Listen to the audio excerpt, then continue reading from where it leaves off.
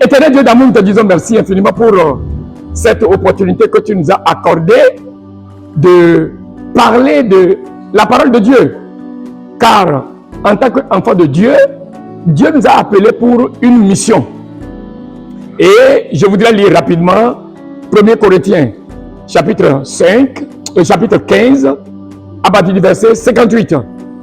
Ainsi, mes frères bien-aimés, soyez fermes, inébranlables, travaillant de mieux en mieux à l'œuvre du Seigneur, sachant que votre travail ne serait pas vain dans le Seigneur.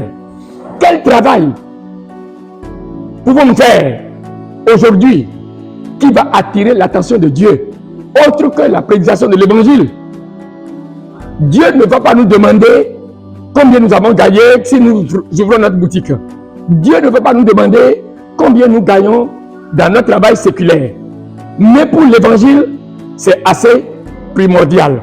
Et au moment où le Seigneur Jésus est dans ce monde, il nous a dit quelque chose que nous allons rapidement voir dans le livre de Jean, chapitre 9. Jésus vit en passant un homme aveugle de naissance. Ses disciples lui firent cette question: Rabbi, qui a péché, cet homme ou ses parents, pour qu'il soit né aveugle? Verset 3. Jésus répondit: ce n'est pas que lui ou ses parents aient péché, mais c'est afin que les œuvres de Dieu soient manifestées en lui. Il faut que je fasse, tandis qu'il est jour, les œuvres de celui qui m'a envoyé. La nuit vient où personne ne peut travailler. Pendant que je suis dans le monde, je suis la lumière du monde. Jésus a fait l'œuvre de Dieu. Et il nous appelle aussi aujourd'hui à faire l'œuvre de Dieu. L'œuvre de Dieu consiste en quoi? C'est de dire aux pécheurs qu'il y a un Dieu qui a créé l'humanité tout entière et qui a envoyé son Fils Jésus-Christ sauver l'humanité. Celui-là est mort sur la croix du Calvaire pour nous délivrer des chaînes diaboliques, pour nous délivrer de l'emprise diabolique. Car il y a des hommes dans ce monde qui nient l'existence de Dieu. Comme la parole de Dieu l'a déclaré dans le livre de Psaume 53, que nous allons lire rapidement. Psaume 53, à partir du verset 1. L'insensé dit en son cœur: il n'y a point de Dieu. Et ils se sont corrompus. Ils ont commis des iniquités abominables. Il n'en est aucun qui fasse le bien.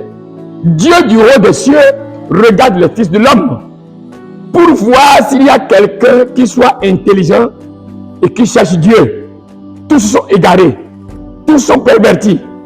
Il n'en a aucun qui fasse le bien. Ici, la perversion dont l'Écriture parle aujourd'hui, c'est quoi? C'est que le péché nous a engloutis. Le diable nous a amené le péché. Le diable nous a affaiblis avec le péché de telle manière aujourd'hui que l'homme est insatiable du péché. Mais l'évangile nous appelle à renoncer aux œuvres mortes. L'évangile nous appelle à abandonner le péché pour embrasser le salut que Dieu nous a amené à travers son Fils Jésus-Christ. Et ce salut dont nous parlons, c'est quoi? De reconnaître que vous êtes pécheur, c'est d'abandonner vos péchés, les confesser et dire à Dieu: j'ai péché contre toi, aujourd'hui je veux devenir ton enfant, pardonne mes offenses, je me suis engagé à te suivre, et vous allez voir que l'Éternel vous a mandaté ainsi. Car en tant qu'homme, il y a deux appels que nous recevons: l'appel pour le salut et l'appel pour le travail. Quand vous êtes sauvé, vous allez travailler pour Dieu. Vous allez commencer par pécher, par appeler les autres pécheurs à abandonner le péché pour servir Dieu. Ainsi, vous devenez automatiquement des sentinelles, comme la Bible l'a déclaré dans le livre d'Ézéchiel. Une sentinelle qui va sonner la trompette et dire aux pécheurs: abandonnez vos péchés, servez Dieu pour le salut de votre âme. Ézéchiel 33:1. La parole de l'Éternel me fut adressée en ces mots: Fils de l'homme, parle aux enfants de ton peuple. Donc nous sommes appelés à parler à nos concitoyens, dans notre famille, dans le quartier, dans la société où nous vivons, des merveilles de Dieu. La parole de l'Éternel me fut adressée en ces mots: Fils de l'homme, parle aux enfants de ton peuple. Donc nous sommes appelés à parler à nos concitoyens. Et dis-leur: lorsque j'ai fait venir l'épée sur un pays, et que le peuple du pays prend dans son sein un homme et l'établit comme sentinelle, Si cet homme voit venir l'épée sur le pays, sonne la trompette et avertit le peuple. Et si celui qui entend le son de la trompette ne se laisse pas avertir et que l'épée vienne le surprendre, son sang sera sur sa tête. Quel rôle jouez-vous aujourd'hui? Quel rôle je joue aujourd'hui? C'est le même rôle que Lot avait joué. Parce que Dieu, dans son amour, nous appelle. Et quand il veut envoyer son jugement, il avertit d'abord. Vous savez très bien que Lot, c'est un homme juste qui était parti s'engouffrer au milieu des peuples de Sodome et de Gomorrhe. Mais comme Dieu a voulu détruire Sodome et Gomorrhe, Dieu a envoyé des anges pour les avertir et de les délivrer de la destruction imminente. Maintenant, cet homme a commencé par avertir ces gens dans son environnement, dans sa maison. Genèse 19, verset 12. Les hommes disent à Lot, qui as-tu encore ici? Gendre, fils et filles, et tout ce qui t'appartient dans la ville. Fais-les sortir de ce lieu, car nous allons détruire ce lieu, parce que le cri contre les habitants est grand devant l'Éternel, et l'Éternel nous a envoyés pour le détruire. Verset 14.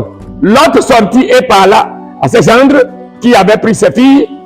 Levez-vous, dit-il, sortez de ce lieu, car l'Éternel va détruire la ville. Mais aux yeux de ses gendres, il parut plaisanter. Donc l'évangile paraît être une œuvre de plaisanterie pour les hommes aujourd'hui. Donc mes chers amis, Dieu m'a choisi, Dieu vous a choisi pour sonner la trompette. Comme Lot, abandonner le péché, comme Lot, abandonner l'iniquité et accepter le Dieu vivant.